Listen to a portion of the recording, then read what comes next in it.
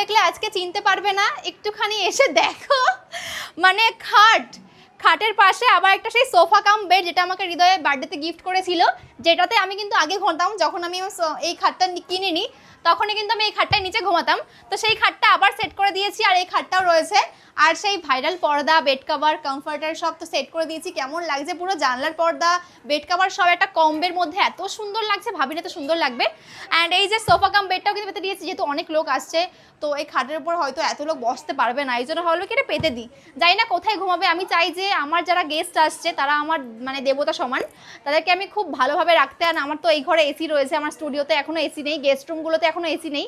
মা বাবার ঘরে এসি নেওয়া হয়েছে, আমার ঘরে আর ভাইয়ের ঘরে এসি নেওয়া হয়েছে। তো একমাত্র ভাবছি এসিতে থাকতে দেবো, এই কারণে সবাই জন্য এখানে বিছনা আপাতত করেছি।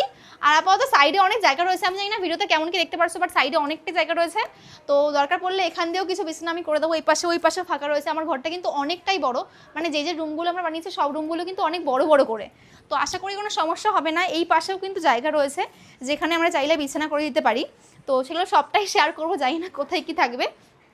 যারা এসছে তারা মানে যারা আসছে তারা কিন্তু প্রচুর মানে কোনো সমস্যা নেই ওদের, মানে কম্প্রোমাইজ করতে পারে, খুব ভালো লাগে ব্যাপারটা। হ্যাঁ, উঠোনে থাকতে দেবো তাই বলে, উঠোনে থাকতে দেয় কে? আর এই যে হচ্ছে আমার পন্ডু।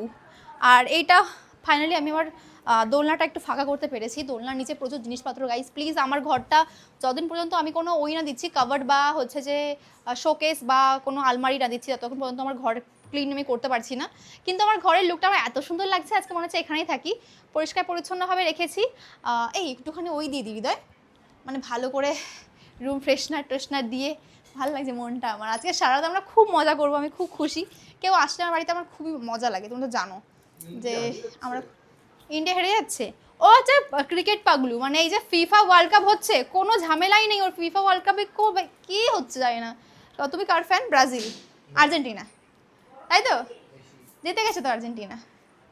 যাই হোক, পর্তুগালের ফ্যানগুলোর জন্য অনেক আমি দুঃখিত। চলো, ও ক্রিকেট দেখছে আর আপাতত সবাই আসছে, তো আমরা ওয়েট করছি। না আর্জেন্টিনার প্রচুর ফ্যান্স। এটা একটা ট্রিক, মানে যদি তুমি এতে লাগাও রুম ফ্রেশনার, তাহলে রুমটা অনেকক্ষণ স্মেল করবে, আর হাওয়াতে উড়িয়ে দিলে স্মেল করবে না। এটা কিন্তু একটা ভালো জিনিস।